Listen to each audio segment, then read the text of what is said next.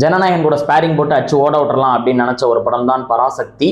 So இந்த படம் எப்படி இருக்குது அப்படிங்கிறத ஷார்ட் அண்ட் ஸ்வீட்டாக பார்த்துடலாம். இந்த படம் பார்த்ததுக்கப்புறம் எனக்கு தோணுது 2 பேர் கண்டிப்பாக ஓரளவுக்கு நிம்மதியாக இருப்பாங்க. யாருன்னு பார்த்தா சூர்யா அவர்களும் துல்கர் சல்மான் அவர்களும். ஏன்னா அவங்க 2 பேருமே இந்த படத்தை ரிஜெக்ட் பண்ணியிருந்தாங்க. அப்போ படம் அந்த அளவுக்கு மோசமாக இருக்கா அப்படின்னு கேட்டிங்கன்னா எஸ், அந்த அளவுக்கு மோசமாக தான் இருக்குது. இந்த படத்தோட பாசிட்டிவ் அப்படின்னா கண்டிப்பாகவே எஸ்கே அவர்கள் சொல்லணும். பெர்ஃபார்மன்ஸ் வைஸ் இந்த படத்தில் ரொம்பவே பெட்டராக பண்ணியிருக்காரு.